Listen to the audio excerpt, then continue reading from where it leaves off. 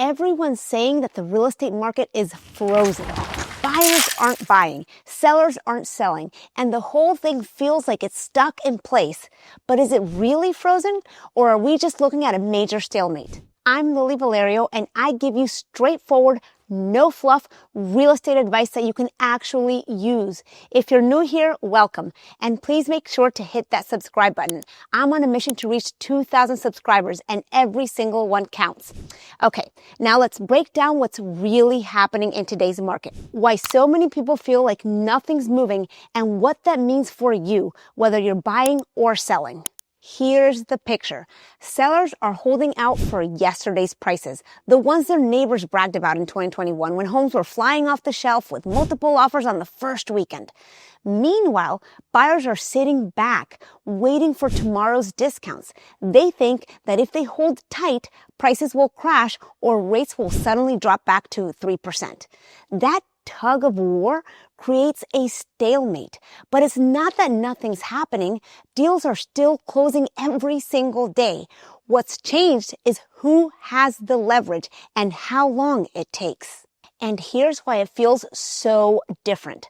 Affordability has taken a massive hit.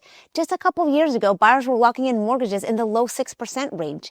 Then we watched rates climb past 7%, even up to 8%, before easing back down to 6.25% today.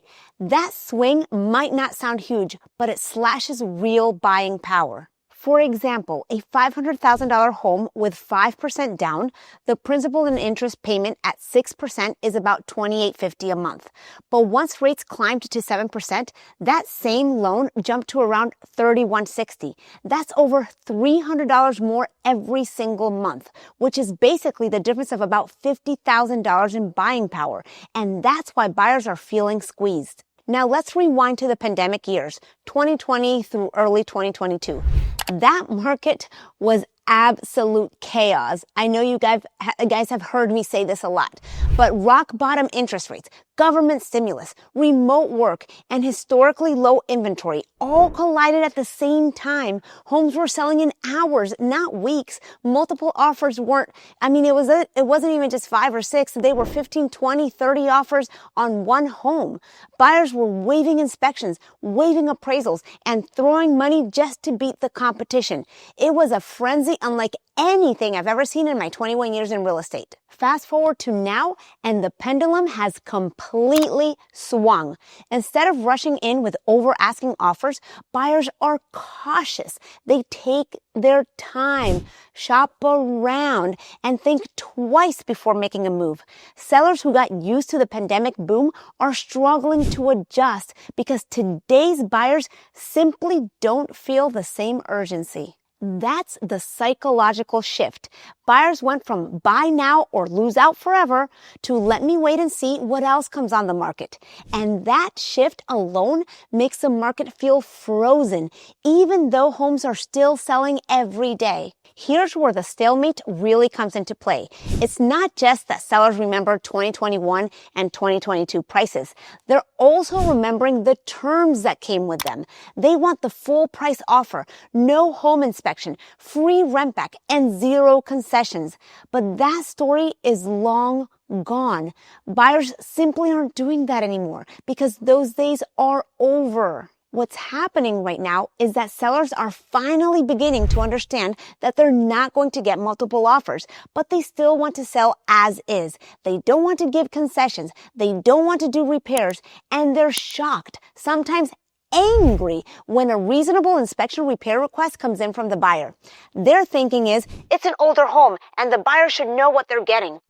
But today's buyer is already stretching themselves financially just to get into the house. They expect everything to be functioning, even on an older home. They understand it's an older home, but they still want everything to function as designed. And here's the hard truth. If the condition of the home doesn't reflect the price, buyers aren't interested. I had a listing recently where I did everything: traditional marketing, social marketing, and digital marketing. In under 80 days, I generated over 60 showings.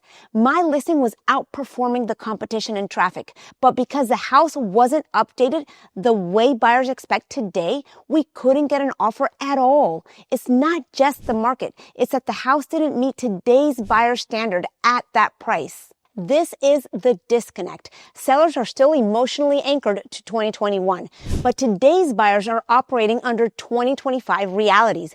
And until sellers adjust to the reality, either by improving the property or pricing it more aggressively, the stalemate continues. Now let's zoom out. This isn't just happening in Maryland. My brokerage has over 85,000 agents, and we're constantly in masterminds, meetings, and market updates. So I don't just see what's happening in my hyper-local area. I hear from agents coast to coast, and this story is playing out everywhere. What looks like a frozen market is really this. If your home isn't priced right and in tip-top shape, it's going to sit.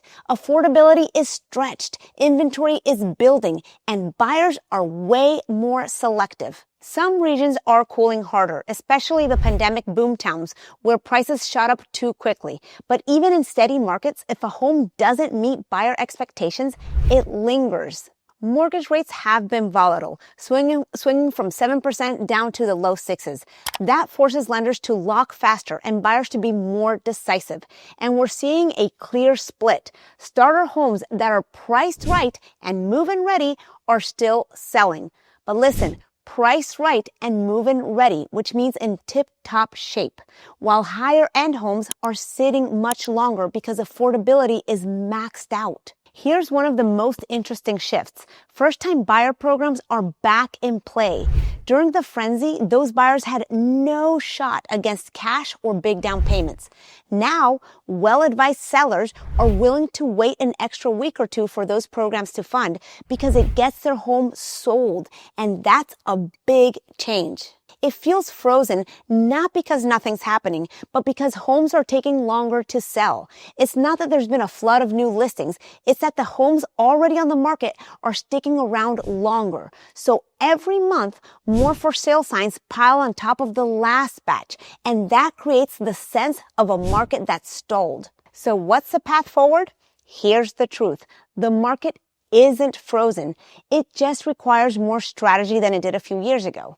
For buyers, this is actually an opportunity. You're not competing with 15 or 20 other offers anymore. You can take time to get inspections, negotiate repairs, and even ask for closing cost help. That kind of leverage simply didn't exist a couple years ago. For sellers, success comes down to three things: pricing for today's market, not yesterday's; presentation, fresh paint, staging, professional photos, all of it matters now. And flexibility, whether it's offering a rate buy down, helping with closing costs, or giving a little on inspection repairs.